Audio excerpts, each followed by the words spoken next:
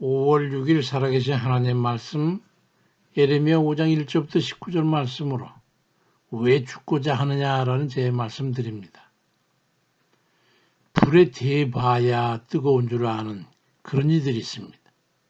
정말 우리는 맞아봐야 매가 아픈 줄 알고 불에 대어봐야 뜨거운 줄 알고 칼에 찢겨봐야 죽음에 대한 두려움을 갖습니까? 그게 얼마나 미련하고 둔한 것입니까? 그럴 리가 있냐고 반문한 이가 있을지 모르지만 근데 어째서 그럼 지옥불에 떨어져 불 속에서 사지가 타서 떨어져 나가고 몸 가죽에서 기름이 흘러내리고 눈이 코고 다 타서 없어지는데 목숨만 겨우 붙어 있어가지고 계속 고통 속에 몸부림치고 울부짖을 때가 돼서야 지옥에 대한 두려움을 알고 살려달라고 한단 말입니까?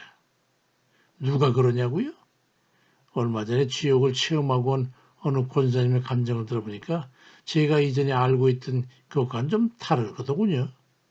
지옥불에 떨어져 타고 있는 이들은 뜨거움 때문에 지글지글 타기만 하는 줄 알았더니 그보다 더 뜨거워서 팔다리 같은 것은 아예 다 타서 없고 몸뚱이만 계속 타는데 숯검정처럼 타서 형체도 못 알아볼 정도로 불에 타고 있으면서 살려달라고 하더라는 거예요. 그런 감정 들었어요. 근데 죄로 하나님을 시험하며 허세를 부리면서 딴짓하고 있는 그런 일이 있다는 건 제가 생각할 땐 도저히 이해할 수가 없습니다. 이사야 1장 4절 6절 보니까 슬프다 범죄한 나라요. 이 허물진 백성이요. 행악의 종자여 행위가 부패한 자식이로다. 그들이 여호와를 버리며 이스라엘의 거룩한 일을 만홀히 여겨 멀리하고 물러갔도다. 너희가 어찌하여 매를 더 맞으려고 패역을 거듭하느냐.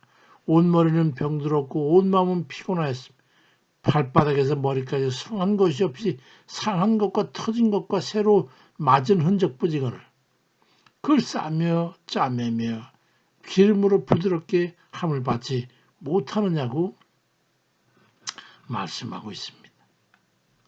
불신을 조장하는 이 마귀의 흉계를 우리가 잘 알아야 합니다. 죄와 벌의 상관관계를 알지 못하고 별개의 것으로 치부하는 이들이 너무나 많은 것 같아요. 그러니까 죄는 죄고 징벌에 임해서 원인에 대해서는 전혀 생각지 않고 어떻게 하면 그냥 임시 방편으로 벗어날 궁리만 하게 되는 거죠. 그러니까 자꾸 죄를 반복해서 범하게 되는 거예요. 그래서 죄는 반드시 그 대가를 치게 된다는 것을 잊지 말아야 합니다. 로마서 6장 23절에 죄의 삭은 사망이라고 말씀하고 있고 에스겔 18장 31절에 너희가 범한 모든 죄악을 버리고 마음과 영을 새롭게 할지어다 이스라엘 족속아 너희가 어찌 죽고자 하느냐고 말씀합니다. 왜 죄를 짓고 죽으려고 그러냐 이 말이에요. 여전히 죄를 지으면서 형벌만 어찌 피해보려고 하는 그 얕은 꾀를 내는 게 그게 바로 악한 마귀가 쓰는 술책입니다. 그래서 가식적인 믿음과 신의 형태를 띠게 되는 거죠. 위선적인 믿음의 형태를 보이게 되는 겁니다. 그런 이들에게 시편 68편 21절에는 죄를 짓고 다니는 자의 정수를 하나님이 쳐서 깨뜨려 버리신다라고 말씀하고 있습니다. 우리는 반드시 기억해야 할 게 있습니다. 그 어떤 죄를 할지라도 정결함을 받지 못하면 그건 죄에 대한 형벌을 면치 못하게 되는 거예요. 요한계시록 22장 15절에도 개들과 점술가들과 음행한 자들, 살인자들, 우상숭배자들, 거짓말을 이런 자들은 다 성 밖에 있게 될 거로 말씀하거든요.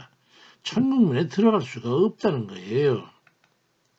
그러니까 싸매임을 받고 고침을 받아야 된다 이 말이죠. 죄에 대해서 하나님을 시험하면 반드시 죄가를 치르는 거예요.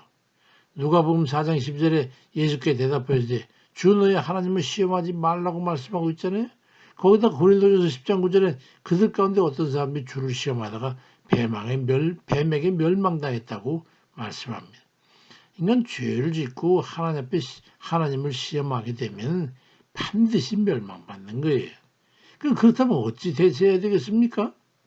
죄악의 길에서 완전히 회개하고 돌이켜야 합니다. 에스겔 33장 11절에 이스라엘 족속아 돌이키고 돌이켜라. 너희 악한 길에서 떠나라. 어찌 죽고자 하느냐라고 말씀합니다.